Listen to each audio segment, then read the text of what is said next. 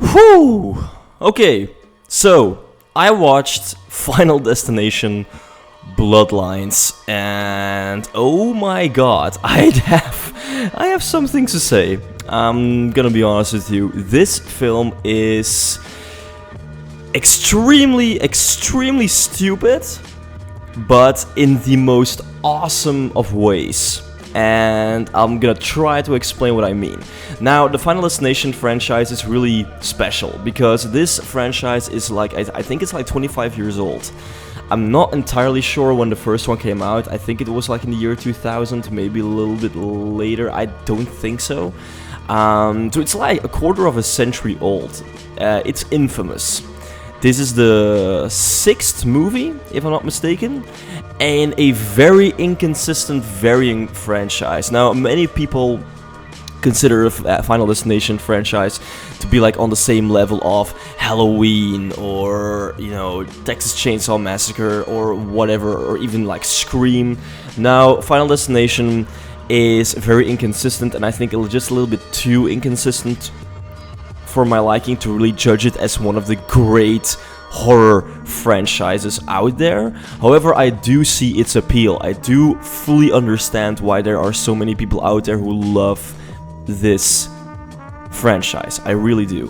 However, this film is definitely a standout in the sense of the way it feels. This film doesn't take itself seriously at all, and that's made very clear in the opening scene. Now, I'm gonna address spoilers here. I'm not gonna like dive deep into every aspect and every scene and every character death and whatever. I'm not gonna do that, but I'm gonna address spoilers. So if you haven't seen the film, you don't want anything to be talked about, you don't want any details, leave this video now. You've been warned. Alright, so the opening catastrophe, because that's how these films work, is a tower. It's like this huge tower, and you just know the moment you see this thing, you just know this thing is going down, literally. This thing is gonna collapse. There is gonna be some real shit, and that's what happens.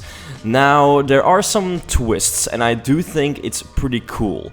This film, because that was like my big concern going into this film.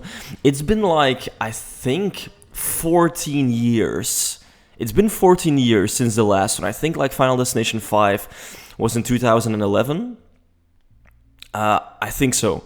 So it's been 14 years. That's a long time to not make any film in a existing franchise. So I was really hoping they were gonna do at least some things differently to have somewhat of a fresh take and not just be a soulless, easy cash grab to just have it play out exactly like all the others. Of course, it's a Final Destination film. Of course, it's gonna play out with the usual tropes, but they do some twists because the thing is, the opening drama, the opening, you know, big accident that happens is from the viewpoint of a grandmother, which takes place in like the 1960s. So it takes place in the 1960s, and then once this catastrophe happens, you jump towards present day, where we follow her granddaughter, who is experiencing the premonition her grandmother had in the 1960s.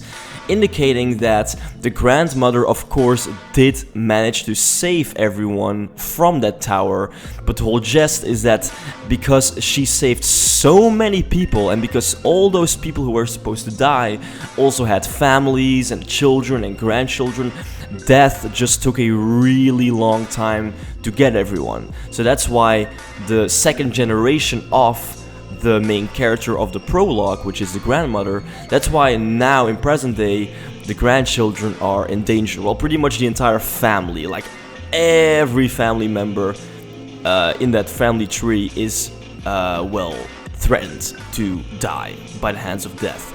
So that's it. That was a nice twist. That was a nice change, which I thought was really necessary. Now, it of course all plays out pretty much similarly from that moment on. Like, you know, you follow our main character She's trying to convince everyone that this is real, and at first they all doubt her, but then as people start dying, they do believe her, and they try to, get death to stop coming after them. They try to break like the cycle.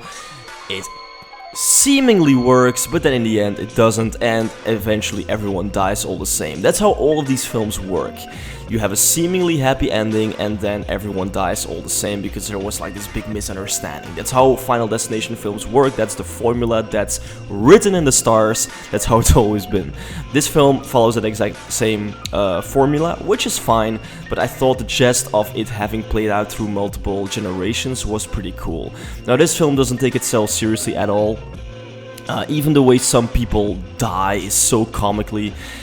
Which does bring me to the characters. The characters in this film are dumb. They're stupid. I couldn't believe how ridiculously over the top, annoying, bratty, or even downright evil some of these characters are. The standout, and if you've seen the movie you'll get me, the standout horrible character was the kid, the little boy in the prologue in the 1960s. If you've seen the film, you'll know what I'm talking about. There's this little kid, this boy, his parents are nowhere to be seen. He's like totally alone in this tower, just doing, little Bart Simpson stuff. He's basically Bart Simpson. He's like, doing things he's not supposed to.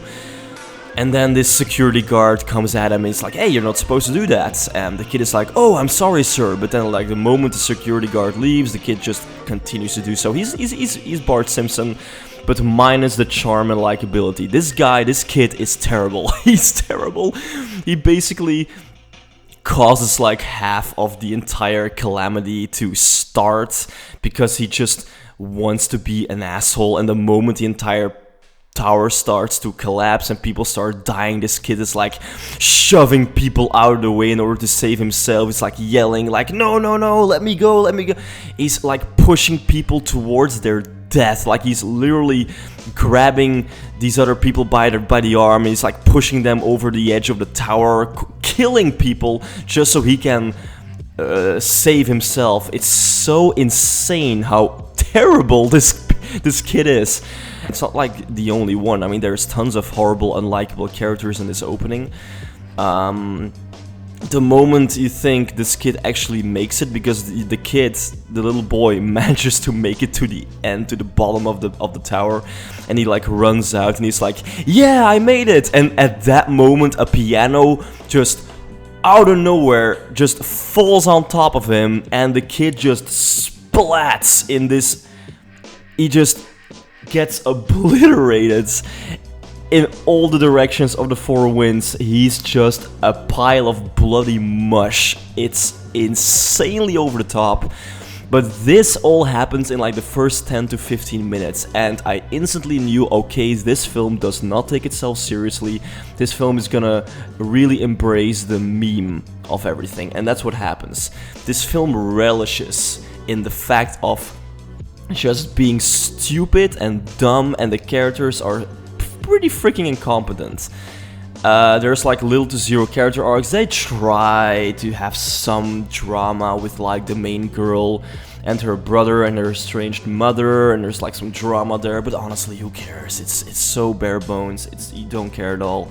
It's like they had to do something, but you really don't care all that much, which is fine. You don't go to a Final Destination movie to like, expect like this deep character work. You don't. I mean, it's nice if they actually make you care for some of them, but it doesn't work. The only character I was somewhat interested in was this metalhead cousin of the main girl, and he starts off as an idiot douchebag who's like extremely skeptical. He doesn't believe all of this, but then he survives an accident and he kind of starts coming around. He's kind of like, you know what, I'm gonna help you. And there was a moment where I was like, okay, this guy is cool now. I'm sort of maybe starting to root for him. But then like 20 minutes later, he just turns crazy, and he's like suggesting to do all these weird things in order to break the cycle, and he just goes from an oblivious idiot to a sort of likable guy to just a crazy maniac, and of course he dies too.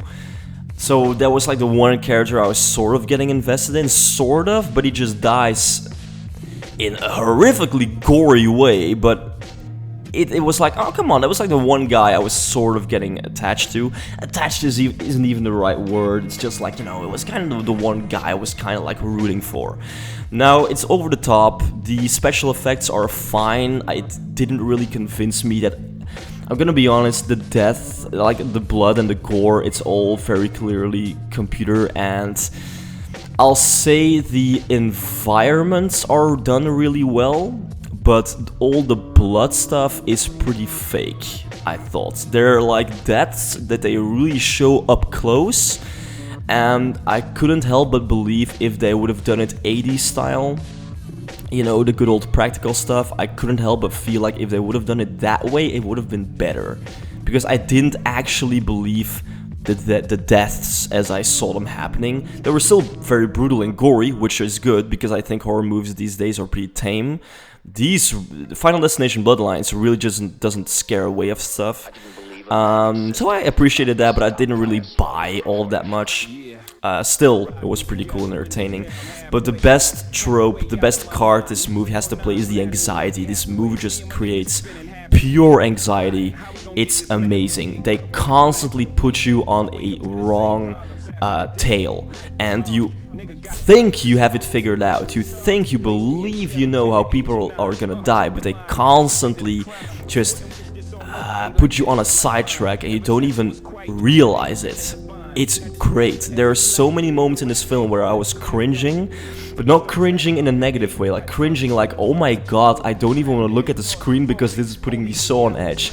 Not because, again, not because the characters are so dear to me, you don't really care about the characters, but you're put on edge because you just know stuff is going down, but they just keep on teasing you and teasing you and teasing you, and I just love that. I love it. That's what Final Destination is about. That's the best thing this film has to offer, is just the pure anxiety it gives you. I loved it. Now, I will say the last 15 minutes of this film were a bit much. A bit much. Now, of course, Final Destination is never to be taken seriously in the sense of it being realistic, at least these days. But the final 15 minutes are just... The whole movie is pretty dumb, it's pretty stupid, but the final 15 minutes are just too much. I couldn't ignore it anymore. There's of course this scene, and the great Tony Todd, rest in peace, he makes an appearance in this film. A very nice it's short, brief, but it's really meaningful. It was really nice to see him again on the big screen a final time. But he makes the point that if you want to break the cycle, you have to either kill someone yourself or you have to bring someone back from the dead. Now, the final climax is in this graveyard-ish, you know, it's like the cabin where the grandmother used to live.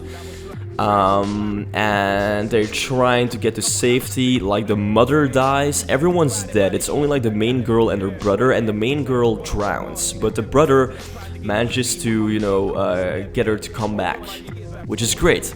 And they're like, oh, you brought me back from the dead, oh my god, and it's like this happy ending. But I was like, guys, that's not how it works. Like, if someone drowns and you're like, you know, giving them CPR and everything, you're not bringing them back from the dead. It means they're unconscious. They don't have any oxygen left, but it takes some time for them to actually die, you know? As soon as the oxygen is from someone's head and they fall unconscious, that doesn't mean you're actually dead. That's, in my eyes, pretty basic first aid stuff. No? So they're like convinced, oh, you brought me back from the dead, it's a happy ending and everything. And I'm like, guys, no, no, that's not how it works. And there's this random doctor character that you've never seen before that just kind of walks up to them, and the sister and brother, they're like, yeah, my brother brought me back from the dead, wow. And I was like, that's so random that you're just telling that to just this random guy. And the doctor literally just spells out for them, no, you didn't bring her back from that, she was just unconscious, and you just gave her air, you just gave her oxygen, which brought her back from being unconscious, but she wasn't dead. And then the character's like, huh, really? And I was like, guys, you can't be that stupid. Come on. So that was really pushing it for me. And then this freaking train crash happens, because as I told you, every Final Destination film ends with everyone dying. There's like this seemingly happy end, and that was this version of it. They believe they're safe, but of course then out of nowhere they get to hear like, oh my god, we're not safe. This huge train crash happens. Huge! Which is caused by a coin. A little coin falling on the train tracks, and that just causes this massive train crash. These wagons they just get launched over through houses, over the streets, and the brother and sister manage to outrun this. The brother and sister managed to outrun this huge crash as all of these wagons just get flown through houses and across the street and everything, and these two guys, these two people, they're just running away, not even that fast, and they manage to outrun it. And I'm like, what? What? Bullshit! And that's not how it works. You can't fucking outrun a train crash. That's not how stuff happens. I mean, I get it, it's Final Destination, but come on, that is really stupid. And of course, they survive that, and they're like, whoa, that was close. And you know how they die? Because of course they die. Out of nowhere, this truck with tree trunks just falls out of the sky and crushes them. And then we instantly get our end credits. Like this truck with tree trunks falls out of the sky on top of them.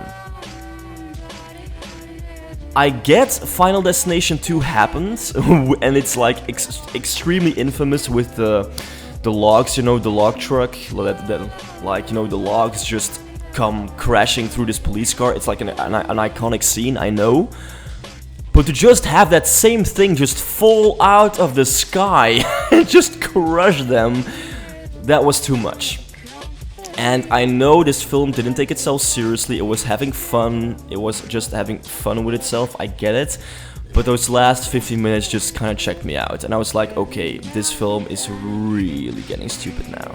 Final Destination Bloodlines is a very, very fun film, and I really implore everyone who's a fan of the franchise to go check it out, go watch it, you'll have a blast. Go watch it with friends, have a drink, guys, have a drink, go watch it with friends. Honestly, have a hell of a time, you're gonna enjoy it. But this film is stupid, the ending is too much, it's just too much. I mean, there's having fun and then there's just making a meme out of yourself. And I don't really like the fact that they literally just made a meme out of themselves at the end. That was like too much.